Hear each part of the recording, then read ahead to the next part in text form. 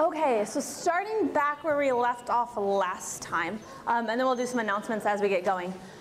So we had created an equation. So this was the only semi-close to derivation that we really are doing in this section. And it's not so much a derivation, it's just showing you where something comes from. Because we had went through last time and talked about this equation. This equation. This delta G is equal to NFE, right?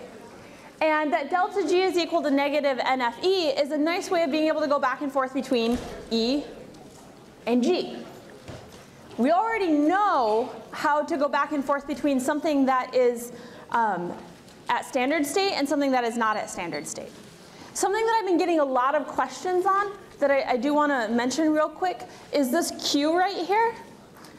We know what Q is, right? It's just products of a reactants raised to the coefficients. There is something with Q and K in this section that's a little different than maybe what we saw in some of the other ones, and that's when we're dealing with pressure. This is a Q where it's called heterogeneous, where it has both pressure and atmospheres, or pressure and concentration in it for the few reactions that have that. So I want to just kind of clarify that a little bit because I know there was some confusion there. If you have something like a hydrogen half cell and you need to put in a pressure, you just put in the pressure. You can't convert it into concentration because you're going to be pumping in an amount of gas at a certain pressure based on whatever setup you have, and so you just leave it in atmospheres. Okay, so that was just kind of a quick clarification because lots and lots of questions on it. So now going back to this. So if we combine the two equations that we already had created or we already talked about, and then put it in with this, which is from 1b, right? We didn't talk about this in this class, but you talked about it in 1b with whoever you had 1b with. We have delta G equals delta G naught plus RT Ln Q. And we know that NFE is equal to G. We can fill that in twice. You fill it in once for the standard state, once for the whatever it is that you're talking about at the moment. And, well, this is kind of an ugly equation. Rearrange it, make it look pretty, and we end up with this. Now, you'll often see it written like I have here. All that is factored in at 25 degrees because a lot of times we're taking these at 25 degrees Celsius. I give you both on the exam. Should you be memorizing these equations? No. Should you be putting them on your note card? No. I give them to you. I mean, I guess if you want to put them on your note card, if you're like, I don't like the font that she puts her equation sheet in, just use the equation sheet I give you. You don't need to waste space on that. I give you all of these sorts of things. These are not things I expect you to memorize. They're not things you can look these up. Okay. So we talked about all that last time, but I wanted to review it before jumping into the example. So now let's do this one. Calculate the reaction quotient, or otherwise known as Q, for the cell reaction given the measured value of the cell potential. So I'm giving you what we measure, and we're going to go back and calculate Q off it. As always, we'll do this on the document camera.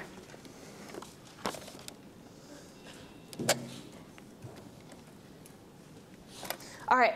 This is also a review of cell notation, right? Because we have this in this cell diagram format where we can go through and say, okay, what's happening? By giving you this, I'm telling you a bunch of information. Is this my anode or my cathode? Why? It's first, right? This is just the definition of how we set it up. So if it's the anode, is that oxidation or reduction? Oxidation. Good. Which means that this is my cathode or my reduction. We know that right away with what's given. Now we have E.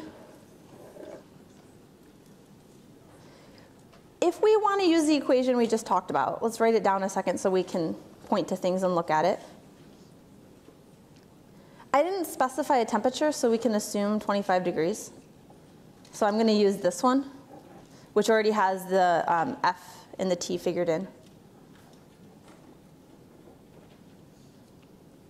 This.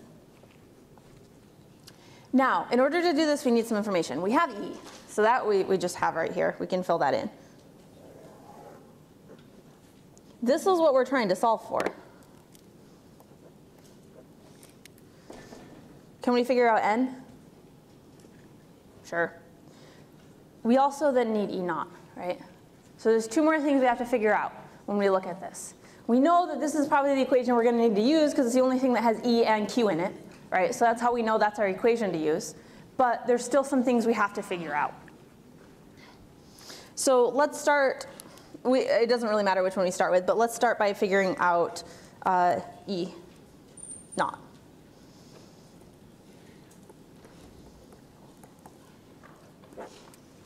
Okay, so we look it up on a table, same as always. We know which one is our oxidation and which one is our reduction.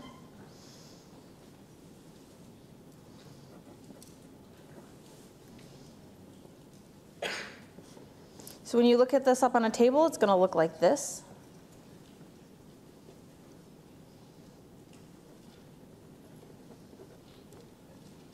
And this.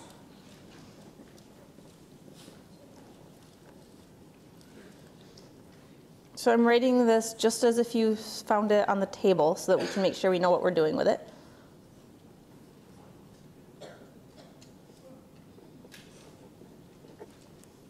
Our table values are always reduction potentials or oxidation potentials? Reduction. But we know one of these is oxidized, right? We know that this one is actually going to be our anode. So we make a little note of that. So when we go to figure out E naught, we need to make up for that somehow. So we can do 1.23, and then we can either do minus 0.80, minus the reduction potential, or if you're thinking about it as plus the reverse, you would do plus a negative 0.8.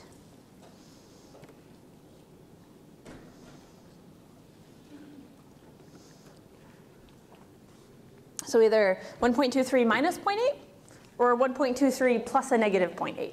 Either way, you get the same answer. It's just however you want to think about it. All right, so now we have this. We're getting there. We can fill that into here. So now the only thing left is figuring out N. We don't necessarily have to balance the whole reaction to do this. We can do it by looking at the half reactions. You might not be able to do it from looking at the cell potentials. Maybe you can. It's sort of a personal preference. Since we're going to look up these values anyways and we have it, we can just look at these and say, well, okay, when we go to balance it, it doesn't really matter which method you use. We're going to need to make sure that those electrons are the same on both sides. So we need to just come up with the lowest common multiple between 1 and 2. So how many electrons are going to have to transfer? 2. You don't have to balance the reaction to find that out. You can, but you can do it just by looking at the half reactions too and save yourself a bunch of work.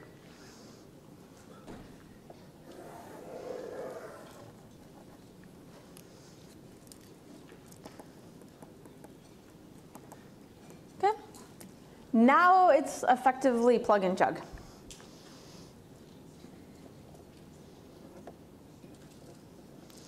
So we have our 0.40 from here. We have our E cell naught from here.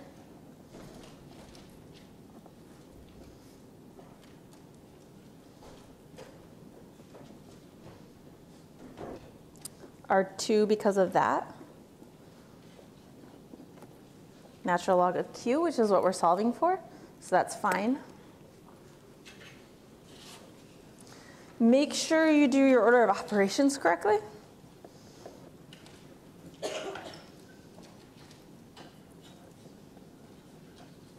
So subtract that over,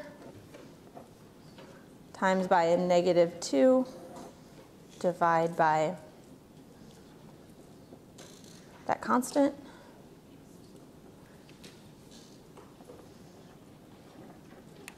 You'll raise the whole thing to the power, or e to the power of.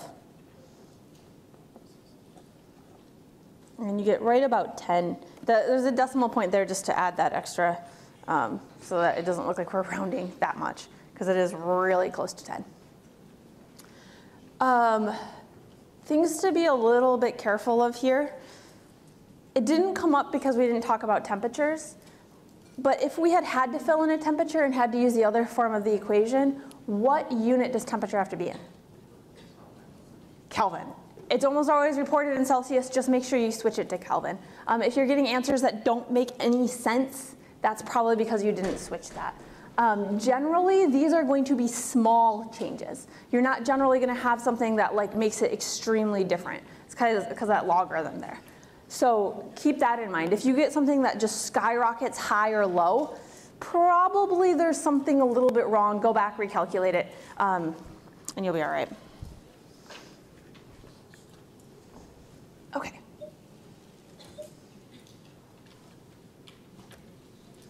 So, quick review.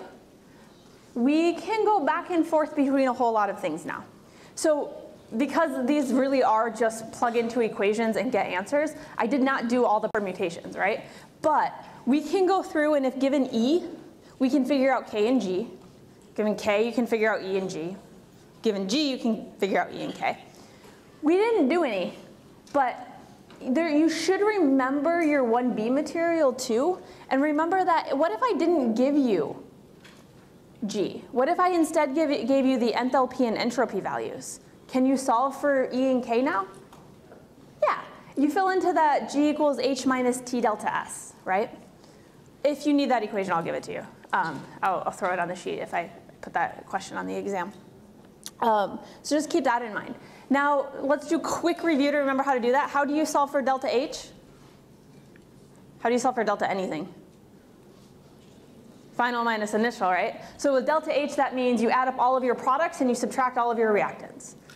Same thing for delta S. So go back and review it if you need to, but it really is just products minus reactants. One thing that someone asked me right before class, and I think that this is a good thing to point out because I'm not sure if I ever explicitly did. When we are multiplying our half reactions, when we did our balanced reactions and things of that sort, did we have to worry about that when calculating voltages? Did we ever multiply by 2 or 4 or 6 or anything like that? No. With half cells, when you're figuring out E, you don't have to worry about those coefficients, which is really nice because when I ask you to calculate E for a reaction, you don't have to balance the reaction. You don't have to figure out what those coefficients are. You can just take the half reactions and do reduction minus oxidation, and you're all set. Okay. Oh, and then last thing here, don't forget we can go in between standard and non-standard values. Usually people are pretty good at remembering that if I say something like at a non-standard value. Just make sure you remember whenever you see that little E naught, that's standard. Whenever you see it without that, that's your non-standard, okay? And so if we're giving you a bunch of concentrations and pressures that aren't 1, that's non-standard conditions. Okay. Bunch of quick announcements. As always, these got sent out in an email.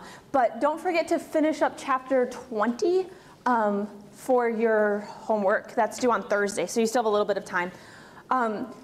Watch Thursday's quote-unquote lecture. So remember, you guys voted for me podcasting out nuclear chem. It's really only an hour and a half worth of lecture. So we pretty much do it in a day.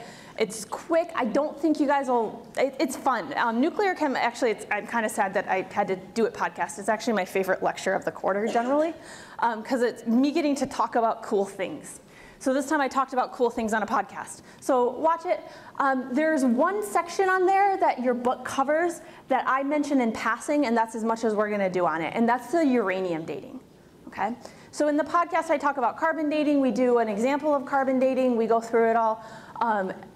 And then I say, oh, and by the way, we can also date rocks using uranium and a couple of other methods, and I drop it.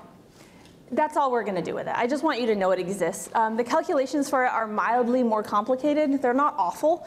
It's just they're mildly more complicated, and for most of you, probably not entirely useful, so we're going to just know that it exists and move on with life. So that's example 21.6 in your book. That's the example that you can just kind of put a little note next to. Don't worry about. We're not going to do that. You should then start in on chapter 21. I moved it, originally I had set it due on Monday to force you to do it before the exam. I just changed my mind and I moved it back out to Tuesday when our homework is normally due. That being said, please do most of it before the final, right? The point of homework is to make you learn things. And if you don't learn the things before the final, it really kind of defeats the purpose on your grade. It's nice to still learn this stuff, but it's not going to be as useful to you. The reason I moved it to Tuesday is so that you can, what I call triage questions. If you had a question where you're just like, I'm wasting way too much time on this question, this is probably not worth it, I should be studying other things, and don't freak out about it. Just say, oh, you know what, it's due after the exam, I'm just not gonna worry about it, I'll worry about that one question after the exam. You should not go through and do that with every single question, or you're gonna have problems on that section of the exam, but that's why I did it. So keep in mind, you should pretend it's due on Tuesday, or pretend it's due on Monday, and then just, if you have a question or two that you just can't answer, leave it for later. Finish up the extra credit assignment. So I sent out directions on how to submit it. I tried getting around the Dropbox problems but it'll only let you upload 100 megabytes at a time, and so that's not going to be big enough for video files. So instead what you can do is just upload it to a YouTube channel. You're welcome to make it unlisted. If you're really concerned, you can make it private, but then you have to share it with my email address, okay? Share it with my ajbrindley.uci@gmail.com email address. And then fill out a Google form so I know where to find it, because otherwise it's just on YouTube, and there's a really large amount of videos on YouTube. I can't go through everyone looking for yours. So that's how you can put that in. Don't forget to fill out my evaluations. As always, the middle of the quarter ones are the ones that I just do adjustments on. The end of the quarter ones are adjustments for next year, and they're useful for the department and various other people on campus. And then reviewing material and help, places to go for help, things of that sort. So my office hours were yesterday. I don't have any for the rest of the week. I may have some time for questions actually at the end of this class, we'll see. That being said, there are lots and lots of places to go for help in between. You really should not hold off all your questions and be like, I'm just gonna wait for the professor's office hours on Monday. She's the only one I wanna talk to. I appreciate the sentiment, but you have a lot of people who can help you if you wanna go in person right now. So you have the tutors, you just saw them. You have the TAs, you know, Allison's out in back, Paul, you know him from classes. They have all their office hours like normal. Go visit them. And then you guys haven't been super big on the Facebook page, which is fine. But if you want help from me until Monday, that's where you get help from me. I will check it continuously. I'm sitting in conferences listening to people talk. I'm happy to help you guys while I'm paying very close attention to their talks as well. So just use that if you need to if you need to ask me questions, like concept questions. Obviously, if you have private questions about, you know, emergency situations or whatever, don't put them on Facebook. But, okay, questions on that sort of thing before moving on? No? You guys got the email where I broke apart how much the exam's gonna be, right? So I told you how much is old material, how much is new material. You have a review on Thursday from Paul. I set it up to be mostly buffers and titrations, because that's the stuff that everyone still seems to be having the most problems on, based on what I'm still getting questions on from your old exams and things of that sort. So I did set that up to be mostly buffers and titrations, especially since honestly we did that big 40-minute review last class on electrochemistry, and that covered a lot of the really major points of electrochemistry again. Okay. At this point, we pretty much know the bulk of electrochemistry. Theoretically, we can now do all the electrochemistry. But we want to talk about some very particular applications of it, and some things that maybe we wouldn't necessarily figure out just from here. Look at the table of half reactions. And so we're going to talk about batteries, and then we're going to spend a little bit more time on electrolytic cells as well. So the point of this little section is we're going to talk about two types of batteries. Your book covers a few other ones. I don't want to go through all of them just because it gets kind of monotonous. Here's the equations for this battery. Here's the equations for this battery. Here's the equations for this battery. And I don't want you memorizing those. And I don't want you feeling overwhelmed by all the equations. So if you're interested, go check them out. But we're just going to talk about two and talk about the differences between them.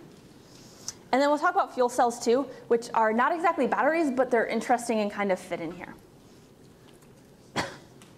So first off, dry cell and alkaline batteries. These were sort of the dry cells were sort of the first batteries that really made that we could use, that like we could bring into our homes and put in things and use regularly. They weren't particularly awesome. They had a tendency to not work. They died pretty quickly. They weren't particularly stable. They had a lot of problems, but they worked okay. So one of the main problems was that they were really corrosive. Like they would actually kind of corrode the battery a bit and make a mess, which was never really good. The current itself wasn't particularly stable. And because of this, they needed to fix it.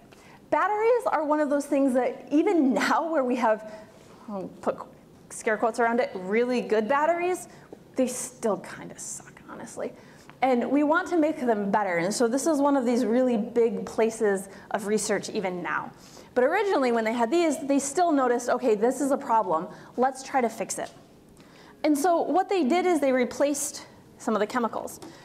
But for the most part, it's still the same battery. So we're going to use this picture and then talk about the reactions. You're not to memorize the reactions. I mean, if you really want to, I guess I won't mandate that you don't memorize them, but I think it's a waste of time.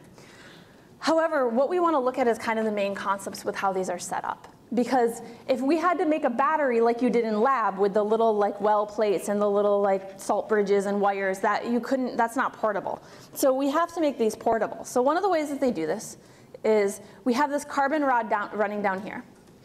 This is your cathode. Notice no carbon in any of the reactions. That's because, remember I talked about inert electrodes and how we can use carbon? That's what they're doing. Now, you have your zinc cup, which is, in other words, running along the outside. It's kind of lining the wall. That's your anode. So these are sort of, kind of, almost in the same container, right? They're separated by that stuff in the center, by all of this in the center, which is your electrolyte. But because that electrolyte isn't just a liquid floating around aimlessly, that's okay. That still works out fine. It can still happen. It's still separated. It's just separated by, I don't want to call it goo, but stuff in the center.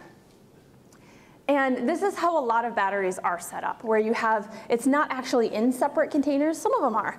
But it's separated by some sort of chemical in the middle, so you at least have the reactions separated, even if not actual physical walls. These are generally not rechargeable. So these are really just, they're basically the same thing. A dry cell and an alkaline dry cell, they're the exact same setup. The only difference is the chemicals that are involved in the reaction. And it makes it a little bit more stable. It makes the current more stable, and it's a little bit less corrosive due to some engineering advancements too. Now, these are generally not considered rechargeable. So there are some alkaline rechargeable batteries too. Generally, these are not engineered to be rechargeable. They have problems with, you can recharge them, they just have problems with not actually recharging fully. If you recharge them too much, they run into problems. And because they're not meant for it, the engineers that designed the battery casings that are trying to make this cheap don't engineer them to be rechargeable. And so if you try, they tend to blow up on you a little bit. And not like a phenomenal, yay, explosion. They just leak battery gunk all over the place. And so your book goes into some of the nickel cadmium rechargeable batteries too. So if you're interested in seeing how that works, it's just a different set of half reactions. It's a different set of engineering, and they're better at being recharged. Your book also walks through a lot of the intricate details of why one works and one doesn't. That's really, if you're particularly interested in it. If you're an engineer, you should go read it. For the rest of you, it's kind of up to you guys if you care about the details. Lead storage batteries, they're a lot different than an alkaline dry battery. So these are better known as car batteries. That's what you know these are. And you need something very, very different from a car battery. So a lot of the things that go into designing a battery is not purely chemical. It's not purely, let's take these two reactions, stick them together in a beaker and see what happens. There's a lot of engineering that goes into it. So with a car battery, you need a lot of power. It needs to start an engine, but you don't need it for very long, because once you get the engine started, the engine is going to handle it. Okay? So you need the batteries in your iPod to last for a very long time at a very low voltage. You need your car batteries to put out a huge amount of current all at once, and then it doesn't need any more. So how they do this, so we'll talk about the reactions real quick first. So a car battery also has to be rechargeable. So the way that this ends up being rechargeable is you have your anode and your cathode reactions, and these are pretty easy to run in reverse. So right now, the way that I have this set up, I have E cell being positive or negative? Positive. Does that mean it's putting out electricity or that it's taking in electricity? It's putting it out. It's spontaneous, right? So this is the reaction of the battery or of recharging the battery? Of the battery. It's acting like a battery with the reaction I have here, okay? So I wrote you the battery reaction, the reaction that's giving power. And we can see we have our anode, we can see we have our cathode. So when we look at this over here, if it's fully charged, these are separated. We have our lead over here, we have our lead oxide over here, and we have our electrolyte of H2SO4 in the middle. And then over time, what happens is one of these gets oxidized, one of these gets reduced, and before long, you just have lead sulfate on both sides and dilute H2SO4 in the middle. Okay? We need to be able to recharge it, so we do. You may say, I've never hooked my battery up to the wall outlet. You have a thing called an alternator that recharges it for you. And it brings it back this direction. So it reverses this equation. It just flips it around. It puts power into the battery in order to recharge it. So the differences between these, besides just the reactions themselves, is here you have this nice stable voltage. That's the reason why we switched to an alkaline battery instead of a dry cell. Nice stable voltage over a pretty long period of time. The way that this is set up, you have tons and tons and tons of grids. And this sets up these individual cells, which gives you a very large, what we call specific energy. And that's your energy that can be generated divided by your mass, okay?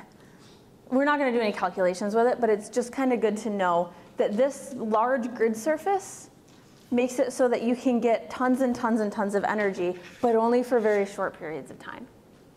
Of course, what we would like is some combination of the two, and to make batteries for like running electric cars, hybrid cars, things of that sort. And so that's kind of where all the research is now, is how can we make these batteries that will run an engine while also lasting for a very long time and also recharging very, very quickly. When you go to recharge these, again, there's some engineering issues on how you recharge them, that if you recharge some of the ones that we have right now too quickly, they actually hurt the battery. And if you have, I think, if I'm not mistaken, to replace a Prius battery pack is something like $10,000. So you can charge them really quickly, but if you do that too often, you're going to have to replace the battery more often. And that causes problems. So this is where they're just still developing tons and tons of different ways of doing it. And there's a lot of money being poured into batteries. Okay. All right, well, you get the answer to that. Sorry about that. There's an animation issue there. All right, so questions. If your battery produces power, what does that mean the voltage is positive or negative? And we kind of already covered this on the last slide anyways, right? That's positive. There's still been a little bit of issues with kind of figuring out, well, if I say there's a battery, isn't that an electrolytic cell? No, no, no, no. A battery can power an electrolytic cell, but itself is a galvanic cell. On its own, it's creating energy, and it's powering things. Now, what you use to power is up to you. Maybe it's a light bulb, maybe it's some sort of music player, maybe it's your phone, or maybe it's an electrolytic cell. But the battery itself, while producing power, is creating energy. It is positive. All right, next questions. If a battery, I'm going to read it to you because the animations aren't quite in the right order. If a battery is rechargeable, when it is being recharged, is it spontaneous or non-spontaneous reaction? It's a non-spontaneous reaction. What does that mean about the E? If it's being recharged, what is its voltage? Is it positive or negative? It's non-spontaneous, so it's negative. So a battery, while giving off energy, while acting like a battery, has a positive E. It is a galvanic cell. It is spontaneous. While it is plugged into a wall or an alternator or some sort of power thing that is recharging it, now it is acting like an electrolytic cell. It is negative voltage. It is non-spontaneous. okay? So that's the differences between the two. When it comes to picking these off a chart, you can't really just walk into a chart and say, oh, I'm going to pick this reaction and it's going to be a battery because it's spontaneous. Yeah, in a nice controlled laboratory setting, you can probably do that with anything. In the real world, you can't quite do it. So I wouldn't give you a chart and say, here, tell me what a battery would be, pick some reactions. What I would do if I was asking you about battery reactions is I might give you, 2 different things and say all 3 of these can be used to create batteries. Which one would have the highest voltage? Well, that's no different than what we did last week, right? When we went through and we calculated E cell and we know which one has the higher voltage, it's the exact same thing, just applied to a different situation. I wouldn't ask you to create a battery from scratch.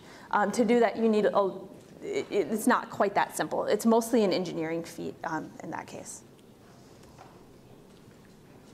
Okay, so now let's talk about fuel cells. Fuel cells are a little bit different because you don't have this contained package where all of your chemicals are and you're just kind of moving them around. You are actually pumping in fuel cell. But it's still a redox reaction. And what you do is it runs really similar to a battery, except that rather than recharging it, you just keep putting more fuel in. So this was looked into for a really long time to power cars. Originally, it was actually designed to power spacecraft and things of that sort, because you don't get hardly any waste. If we look at this for just a minute, even though I haven't told you a whole lot about it, you put oxygen or hydrogen in, you get water out, okay? Water out is a really, really nice thing to have in a power source because it's a lot better than carbon dioxide or carbon monoxide, which is going to hurt the environment. And so it was looked into as a way of doing clean energy because you could just put in hydrogen and oxygen and come out with water. We do actually still use these as backup power to many things too. So it is used quite a bit. So now let's look at what we do. So you put your fuel in, put your hydrogen in, your oxygen comes in. Your electrolyte here is some sort of acid, which allows the separation between your anode and your cathode. So you again kind of have some sort of separation there based on the electrolyte, and there's different bases that it can be on. Your electrodes, like always, this isn't new, right? Your electrons are going to run from anode to cathode. That's the same as all the other cells that we've looked at. That's not new. But now it's in this application. And then just like before where we had some sort of voltmeter or something that we were using to power it, we put that there and we're all set. So we just have to have that complete current and we get energy out, okay? So it's nice, it works very similar to a battery, but you're not going to be recharging it, you're just going to be getting that water out, getting rid of it, doing whatever you want to do with it, and then putting more fuel in.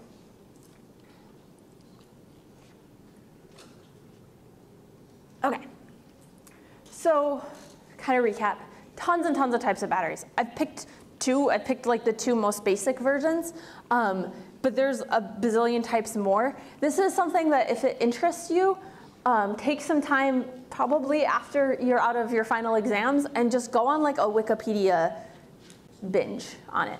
It's interesting. They have ones where they actually are using what's called phages or viruses to create batteries. They have just a bazillion different types of these things that all have promise to be really cool. They all have problems too, and so they all have to be fixed in various ways. But there's just ridiculous sums of really, really, really interesting research being done on it. Once you get a reaction that kind of works and you work with some of the engineering things, then you start tweaking things. You start saying, okay, what can I change here? What can I change here? Can I change the electrolyte? Can I change this? And that's how they develop batteries that really work more than just calculate a voltage and be done with it. It's not quite as simple as just calculate a voltage and be done with it. And again, no memorizing the reactions. We don't need to worry about that. No memorizing reactions, just concepts and similar sorts of things to the questions I asked you. Okay, now I've been promising for a long time here that we're going to go into electrolytic cells a little bit more. So far, we've just sort of said, okay, electrolytic cells are cells that are spontaneous or non-spontaneous? Non-spontaneous. And we haven't really treated them any different than what we've been treating our galvanic cells. Okay, so you have them in 2 containers. Now you put a battery on it and run it backwards. It can be a little bit cooler than that. So yes, that's true. All of that's fine. We can do all of that. But there's a lot of other things that we can do too. And we can actually run electrolytic cells in the same container, even on a sort of laboratory basis. Not even like in the batteries where they had to be separated by some sort of thick electrolyte. So we're going to kind of review first just definitions of things, just because it's a good excuse to review definitions, especially with the end of the quarter coming up. And then determine what our products of our anode and what our products are at our anode and our cathode. And then talk about, we'll go into some really interesting applications of it too, because this is something that probably is used a lot in daily life that you just don't even realize. Okay, so non-spontaneous, right? Quick reminder, what does that mean our E cell would be? What would our voltage be, negative or positive? Negative, right? So we have a negative E, which means that we have a non-spontaneous cell. Quick reminder, what does that mean about delta G? Positive, okay? This means your power must be supplied. This is not going to give you power. This is going to be you putting in power to do something that you want to do.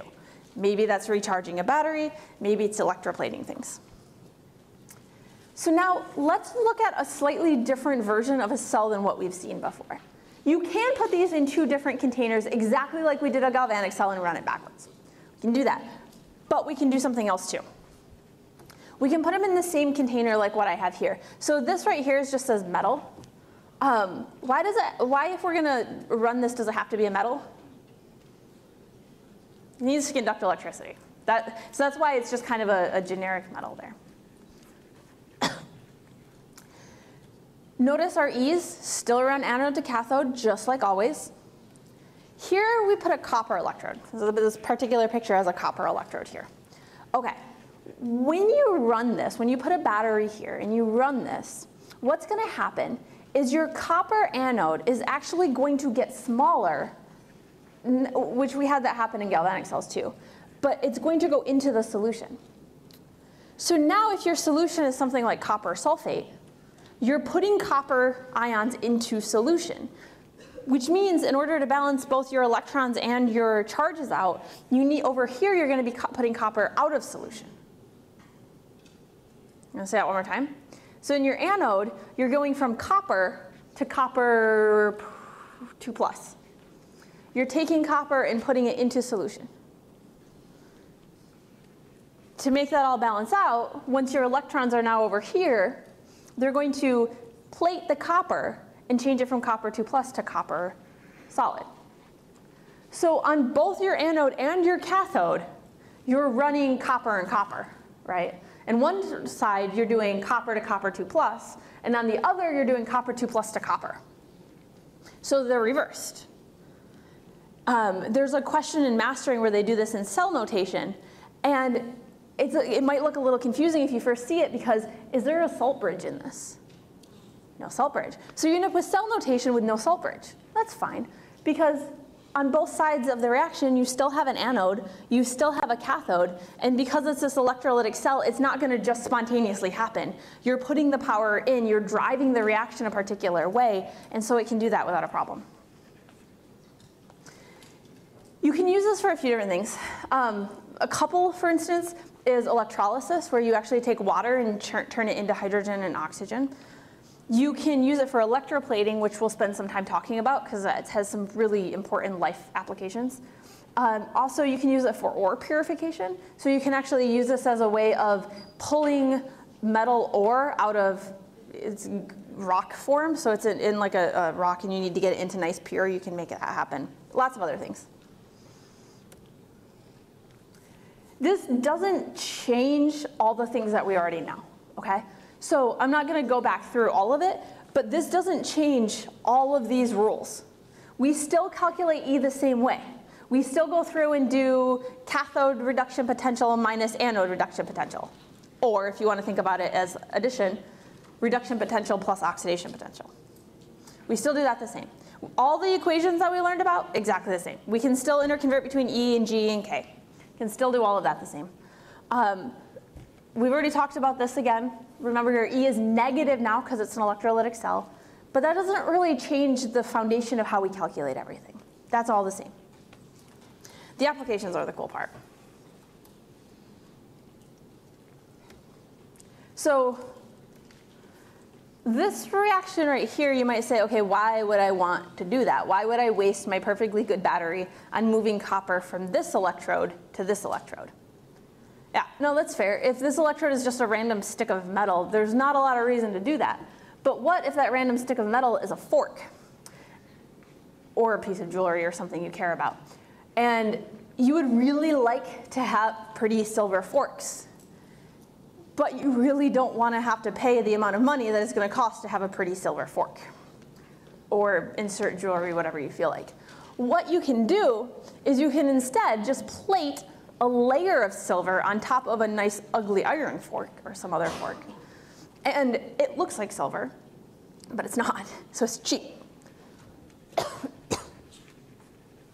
So the way this works, your system here has to be metal because it has to be able to conduct the electricity, but other than that, it doesn't really matter what it is. You take your silver here, you drive the reaction this way so that your electrons are going this way, which means that over here, you have your silver anode. So you're taking your silver and you're moving it from that silver electrode into solution. It's going from silver solid to silver 1+. And then once that happens, it then gets plated out on the fork or the bracelet or the hinge or whatever it is that you care about. And you can adjust this to be whatever thickness you want. You just have to run it for a little bit longer or a little bit higher power. It's really a very smooth coating. It works out really, really nice. Now, you can use this to make things look nice, which is one thing. You can also do it to protect things. And so we'll talk about that in a little bit, one very specific way, a reason for doing this. But this is also why if you buy like jewelry that's sort of expensive but not really, you end up wearing it for a little while, and then all of a sudden it's not silver anymore. That's because it had some sort of coating on it. If it's really, really cheap, it's probably just some sort of like paint or something like that. But the in-between will do this. It's why, I don't know if it's still kind of the joke, but with like, if you're wearing your wedding ring and your finger starts turning green, that just means it was coated with something, and now that coating is wearing off, and instead you're getting some sort of oxidation reaction happening with the copper beneath it. But it is really nice for things that, there's no reason to have solid. Oh, and the other thing here is a lot of precious metals are actually really, really soft. So for instance, gold is really malleable, really scratchable. It's not super, it's not super structurally sound in a lot of ways. And so you can also maybe want to plate something in gold so that it looks like gold, but leave it as that nice solid structural component underneath. So like nice expensive, like really expensive bags will sometimes have like plating on the clasps and things like that so that you can have the structural component be sound, but you can still look super fancy. Okay, the calculations for electroplating. We're gonna stay away from any sort of geometry. This actually does become a bit of a geometry problem with coating surface area. So we're gonna always kind of stop at grams. But you do want to be able to do calculations for these sorts of things to decide how much do you actually want to put on that thing. If you're selling something, you're selling a fork and someone uses it one time and now suddenly the nice silver plating is off, they're not going to be very happy. So you want a certain thickness. Again, you get into geometry problems, so we're not going to go there. But the first step is to calculate the grams. And so that's what we're going to stick with. So this is massive dimensional analysis, and that's pretty much it. There's no real equations to memorize here. There are some things you have to know, and have to know that you know. So for one, a coulomb. A coulomb is an amp times a second, okay? Keep that in your mind. Whenever you think coulomb, think amp times second. And whenever you're doing these whenever you're doing these electroplating examples, you may even want to just like jot this down off to the side. Honestly, I still jot this down off to the side. And remember Faraday's constant. That is 96,485 coulombs per mole. If you want to be a little bit more specific there, and usually I do this when I'm doing these problems, it's coulombs per mole of electrons. Okay? You may want to write that down next to it, moles of electrons. The other things to make sure that you know, if you are given the substance, you know the species, you know it's grams per moles, right? You're always going to know the molecular mass of anything that I give you the name of. And one other thing you know, if I give you the species, you know its oxidation numbers, okay? You know its charges, these are metals. And because you know its charges, you know how many electrons it takes to change it from, in this case, let's go, I think I have a nickel there. So from nickel 2+ to nickel solid, or vice versa. You know that. You know the charge, and so you know the moles of electrons, okay? Once you know that you know all of those things, it becomes, let's play with units. Start somewhere and see where you go. So let's do some of these.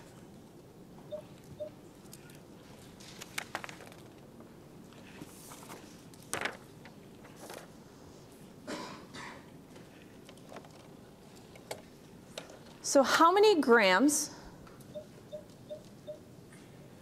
of aluminum can be deposited by the passage of 105 coulombs through an electrolytic cell? Right? So we have our coulombs and we're trying to get to grams. Don't feel like you have to have a nice, pretty plan on what you're going to do when you get started here. Eventually, once you do a bunch of them, you'll get a feel for it. But in the beginning, we can just say, okay, well, I have 105 coulombs.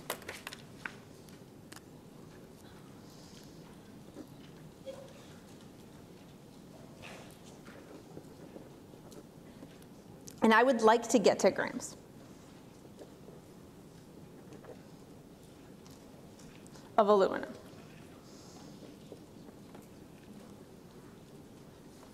Now we'll play around with conversion factors. So things that we know here, we'll write those up top. We know Faraday's constant.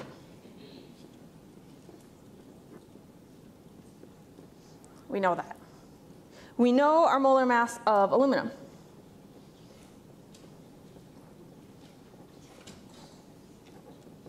We get that from our periodic table. We know that 1 amp times seconds equals 1 coulomb. We know that. Okay. Well, coulombs on its own isn't really going to get me anywhere. So let's see if we can do anything by moving it to amp per second.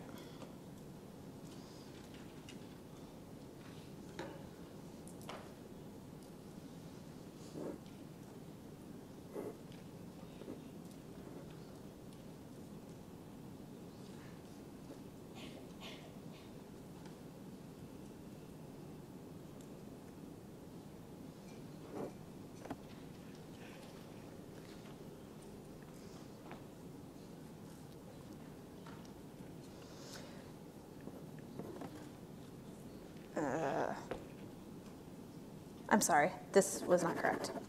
Got a little ahead of myself. We want to use Faraday's constant. I'm sorry, we don't need that one actually. It's good to know that we have it and it's good to write it down. I always write it down, but that's not actually what we're going to use. We're going to use Faraday's constant.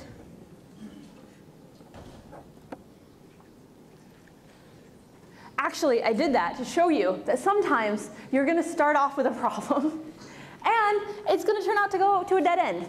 And so you know what you do? You scribble it out and you write the next conversion factor. It was all a big plan I had for you. Okay, moving on. We have our moles of electrons now. There's one other thing that I didn't write down that we know. And that's how we get from moles of electrons to moles of our species. Because moles of our electrons, we can't use grams per mole on. If you do that, you're going to get the wrong answer, right? Because that's moles of your species. But what charge does aluminum like to have? likes to have a 3 plus. To go from aluminum solid, which is a charge of 0, to a charge, or to aluminum 3 plus, which is a charge of 3, how many electrons have to move around? 3.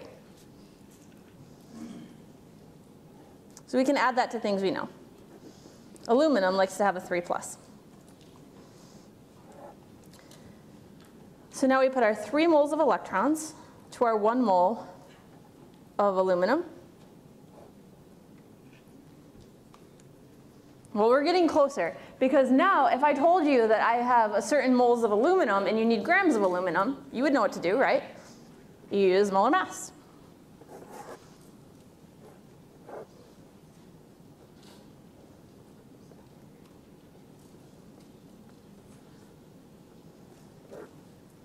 Like that. And we cancel everything out to make sure we're okay. Should be, but it's a good thing to do. And we're all set.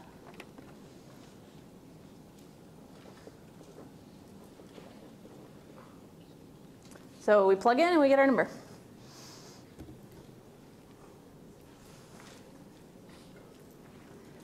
Now, did I know where I was going with this? Yeah, sure. But you may not when you start. Usually, if you just keep using those conversion factors, it'll work. The only big mistake that generally will happen sometimes if you just start at a really random place, when you get done, you end up with like 1 over grams or something weird like that. If you end up with 1 over grams, what do you do to fix it? You just invert the number and you're okay. It doesn't happen a lot, but I've seen people kind of start from funny places and it ends up doing something weird like that. But generally, it's okay. Generally, you can pick a number that you know and work with what you have. And you'll be all right. The next one that we're going to do is going to show us how to use amps in there as well. Because in this case, I just said, OK, I have a certain number of coulombs. Let's see how many grams I get. But sometimes you're going to have a system where you can only run it at a certain amount of amps. That whatever power supply you have is going to apply this amount of amp, and you need to just be able to run it for a certain amount of time. The second one is actually a much more realistic version of the calculation that you would do. Where you have a system, you know how many amps it puts in, you know what you're plating, and you just need to see, OK, I'm going to set this up to go. How long should I set the timer for?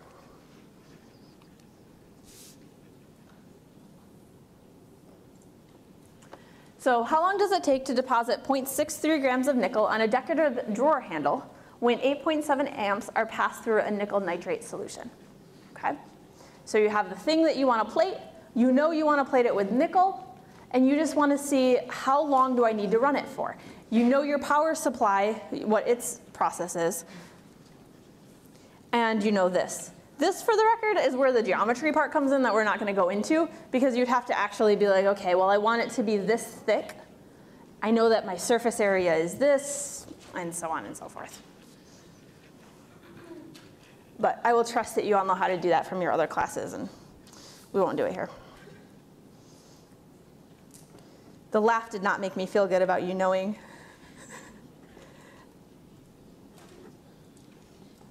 But I'll assume it was that a cat video you're watching instead.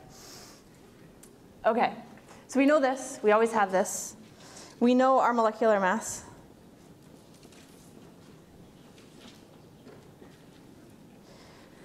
We know our coulombs to amps.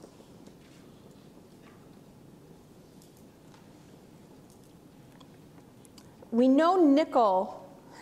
I'm going to put this a little bit in quotes. We know nickel is a 2 plus. This was one that I wasn't actually 100% sure if you might know that nickel was a 2 plus, so I helped you out a little bit. What did I do? I told you what solution it's in, right? You don't really need to know the solution to answer this problem. You need to know the solution when you actually go to run it. There are some things you have to be careful of to pick. You didn't need it to do this problem. The reason I put that in there is so that you could figure out the charge on nickel. What's the charge on nitrate? The charge on nitrate's a -1, which means the charge on nickel is a +2. So to go from nickel to a nickel 2 plus, how many electrons are moving around? 2.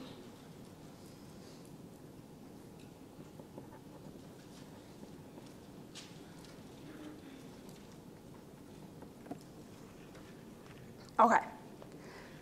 The point of all this is just so that we have in our heads what we have to work with, right? We may use all of it, we may use only a few things, but at least we know that that's our collection of things that we know about this system. Now we're going to try to go from grams to time.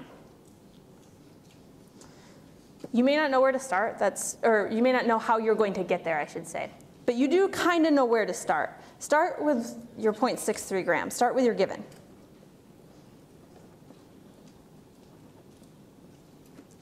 We know we're trying to get to time. You may not really know where you're going.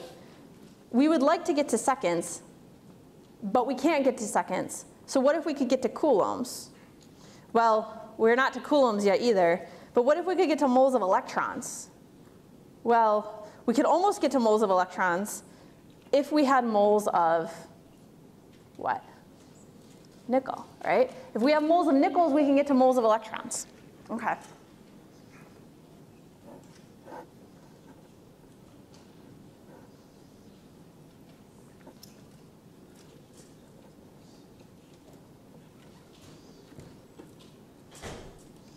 I'm going to put moles of nickel here, just so we're clear.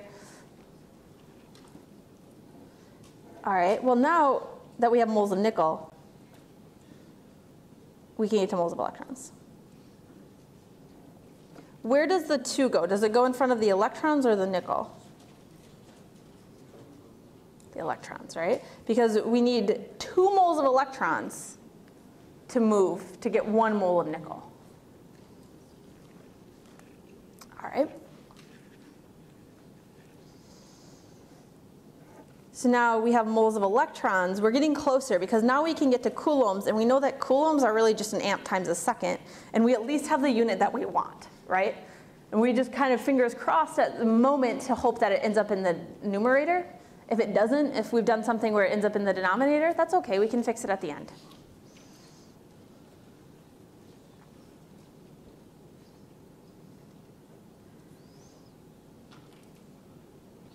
This time the 96485 goes on top because it's staying with the coulombs.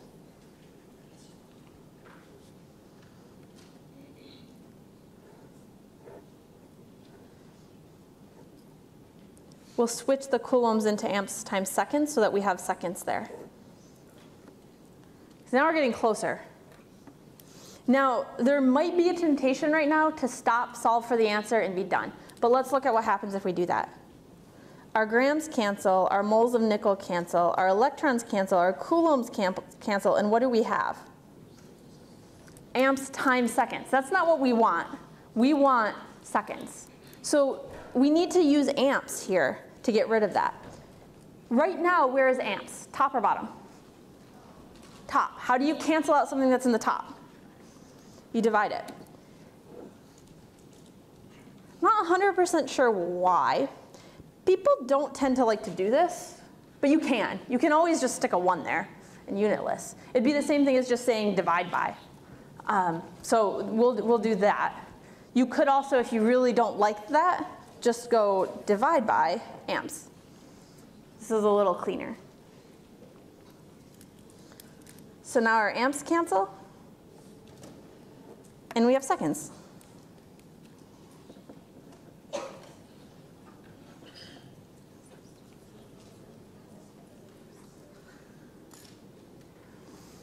So don't get hung up with these if you don't know exactly where you're going to end up. Worst case scenario, you make a wrong turn on one of the conversion factors and you have to start over real quick. It's not the end of the world.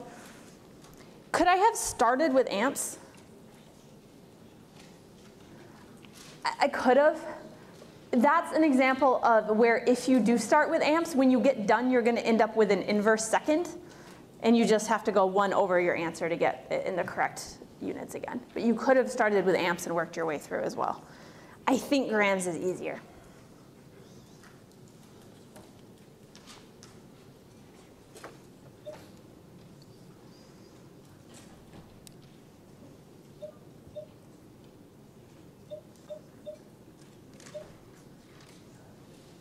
Okay, so quick review. Your electrolytic cells, they're requiring power, right? So their E is negative. they're non-spontaneous, and because of this, they're able to be separated only by electrolyte, even if that electrolyte is just a liquid. We looked at some batteries that were separated by just electrolyte, but they were a little bit different. They were on some sort of support system that was making it really separate from each other. The electrolytic cells don't need that. They're able to just have a solution in there, and they're okay, because you're driving the reaction the way you want it to happen. We can use this for plate materials, which is used for a variety of things. You know, I talked mostly about decorative stuff and things of that sort, but it is useful for structural things as well. And that's actually what we're going to talk about next, is what do we use this for to actually really save us some building materials and keep things, bad things from happening to really expensive property. So we're going to talk about corrosion and galvanizing. So the galvanizing part of this is piggybacking off the electrolytic cells. To talk about the galvanizing and why we do it, I feel like we should learn about corrosion too. And corrosion is an electrochemical reaction. It's just one we don't want to happen, and it happens on its own. It's spontaneous. So we'll talk about both of those. We'll figure out how it works. Again, we're not going to memorize equations. You may have noticed I'm not big on memorizing equations. But I want to walk you through the equation so that you see it. I'll point out one quick thing that's stumping some people on homework too to help out there. And then we'll talk about how we actually stop the corrosion from happening. Okay. So we're looking at kind of big picture here, not so much little individual things. This might be one of those slides where you don't necessarily want to copy everything. Go print out the slide if you want it word for word. So this is a picture. I don't think this is in your book. I stole it from a different book because I like it. But what's happening here is you end up in a situation where you have a few things, water and oxygen. And if you have both water and oxygen, well, what's another word for corrosion? When it's iron that we're talking about? Rust, right? And this is a really, really big deal in places where you have a lot of water. Cars in California actually do pretty well against this because you guys we don't get rain here. But boats in California are a problem because they're in the water. So if you have this system, you have a water, is there any water in this reaction as a reactant? No. What the water is really doing is it's playing a role in letting all of the electrons move around, letting everything come in contact with each other. So that's why the water is a problem. So it comes in contact with oxygen. And this is actually two reactions. It's not just one. And I point that out because there's a problem on your homework where you have to go through and you have to pick out which substances you could use for galvanizing, which we'll talk about in a second. And if you're treating rust or rusting as just one reaction, you won't get the right answer. This is actually two different reactions happening. The first one takes iron, the solid iron, to iron 2+. That's not generally what we see as rust. What we generally see as rust is Fe3+. And because what happens is that iron 2+ then gets oxidized again, so it's oxidized twice, into iron 3+. Okay? So it's actually two different reactions that are happening. And if you don't realize that, the question, it'll seem really random. So keep that in mind when you get there, that this is two separate reactions. They're happening right next to each other and constantly, but it is actually first going to iron 2+ and then going to iron 3+. Once you get to the iron 3+, this precipitates out. The iron oxide is not particularly soluble, okay? The iron 2 kind of is. So that iron 3+ precipitates out with oxygen, and that's what we call rust. This is the red powdery rust that we talk about. Now, this is a big problem because we make boat parts out of iron. We used to make a lot of car parts out of iron. We still do, but a little bit less. We don't want this happening. If we have this happening on our metals that we are using for structural support, we have problems. If you ever lived someplace like the Northeast or the Midwest or something like that, cars don't make it more than about 10 years there, even if they're taken really, really good care of, because the engine might still be okay, but the outside is non-existent. You get just gaping holes, and then you have to be embarrassed when your dad gives you a ride to school, things like that. But So we want to stop this. We also have buildings that have iron in them. Again, places like the Midwest and Northeast where you get a lot of rain, if that water comes in contact with the iron and you're getting rust, you have a problem. So what we do is we say, okay, fine. We're going to give the oxygen something else to react with. We can't stop the water. We can't just say don't rain anymore. Quite honestly, here we would like the opposite, right? We can't say ocean don't exist because we want our boats there. So instead we say, all right, we get that the water is going to be there. We get that the oxygen is going to be there because we need it. Let's just give it something else to react with. And it's called a sacrificial metal because we're sacrificing the metal to the oxygen. And this is what we call galvanizing. So what we do is we just coat the expensive structural component with something that is cheaper and will react easier with oxygen. So I put some reduction potentials here. So we have our iron reduction potentials, we have our zinc reduction potential.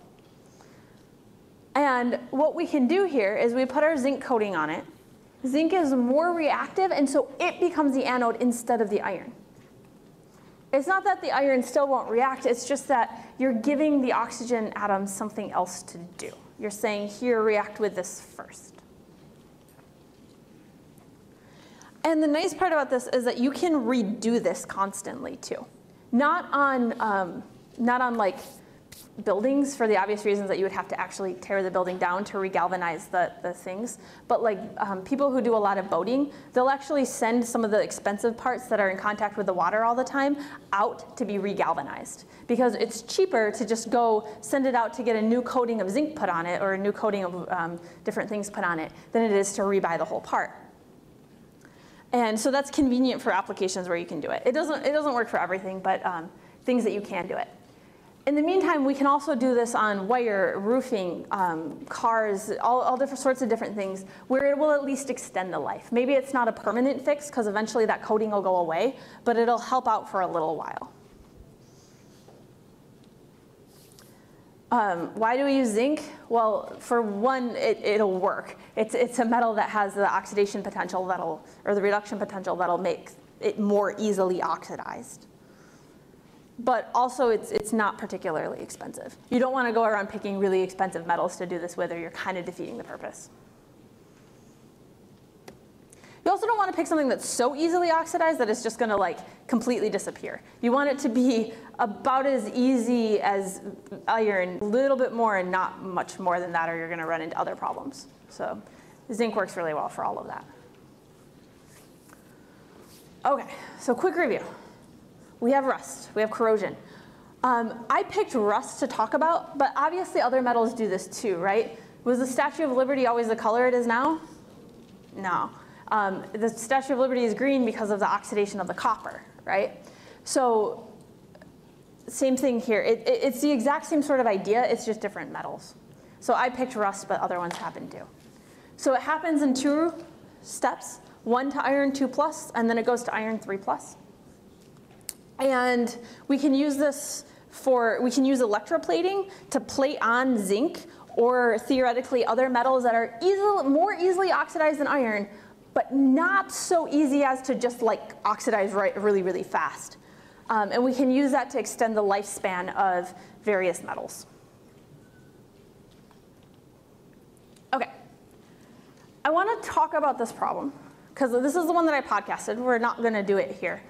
But I do want to talk about it, and I want to talk about not so much the problem itself, the podcast does that. I want to sell you on why it matters, okay? This is my like advertising pitch for this question, and explain why I picked it and why I liked it. Because when you go through it, the steps itself are not that different than any other reaction we've done.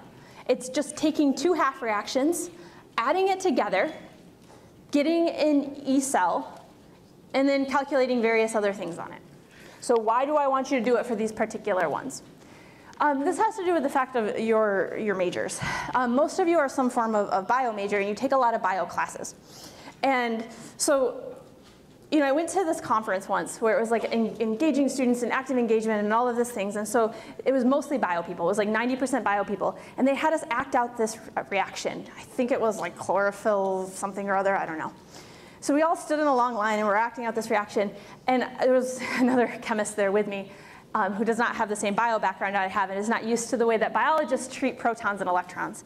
And they give us Hershey Kisses, and they say those are your your electrons, and they give us marshmallows, and they say those are your protons. And then when it was our turn, we just had to throw the electrons and throw the protons. And the chemist next to me had a minor freak out. You can't just move, you can't just get rid of protons. Those don't just disappear. Where are these electrons coming from? You can't do that. Yeah, okay. In bio, you kind of can. And the reason why is because you don't particularly care. Let's be honest. And those electrons and those protons are going places. You just don't happen to care about where until you care about it. Meaning that you're learning this little chunk of a big, long map of reactions, right? And that's fine for your bio classes. But what's important to know while you're doing all of those reactions is that even though at that moment in time you do not care where those protons and those electrons are going, it doesn't matter to you at that moment in time, it may at some point matter. And you need to know when that happens, and you need to be aware of what's happening when that happens. Most of your, like a ton of your reactions in biology are actually redox reactions. And you guys have all had some bio at this point, right? Most of the biologists, the poor engineers up here are saying, why did she do this to us? Okay, this reaction right here, this NAD plus to NADH, you've seen that, right? Yeah? And there's electrons moving around there that you just never talk about. There's protons moving around there that you just never talk about. And so this is my one big time where I want you to pay attention to where the protons and the electrons are going and see that when you couple these reactions, that's where you're getting your energy from. That's where you're getting your electrons and your protons from. And even though you can go back to your bio classes and be like, I'm so glad I don't have to care about this anymore, just know that this is what's happening. This is why those reactions couple like they do, and this is how the energy is transferred from one place to another, okay? So don't get scared off by the text. The text is actually mostly bio. You don't have to be able to do bio to do it, so if you don't have the biology background, just insert your favorite word for any bio word and it works the same. You call them species A and species B, and it doesn't really matter. But it's really the same thing we've done. There's one other really important part here, and that's this biological standard state. What we're doing here is we're using that equation where we go back and forth between E cell and E naught. In other words, the table value and what's actually happening. We're using that to figure out something called the biological standard state. All it is the exact same thing we've already been doing at pH 7. So it's setting it at pH 7, which means that all of your H plus concentration is what? 1 times 10 to the negative 7th, right? So it also kind of introduces you to an idea that we have standard state in chemistry, but we change that around sometimes. We can make new standard states depending on our field. So in this case for biology, they want to set it at pH 7, so they had tables of biological standard potentials. A different field might use a certain set of conditions a lot, and they can make up their own standard state, okay? So it's kind of introducing you to that. Questions on this? No? Okay. Well, in that case, we're done. So you guys have done a great job. Keep it up. You know where to get help this week, both from me electronically and all your people non-electronically. I will stick around, so if you don't want to pack up quite yet or pack up quietly to answer questions for a few minutes here. I thought I'd have a little bit more time, but I guess I don't. I'll post up the review packet before too long, but thank you guys.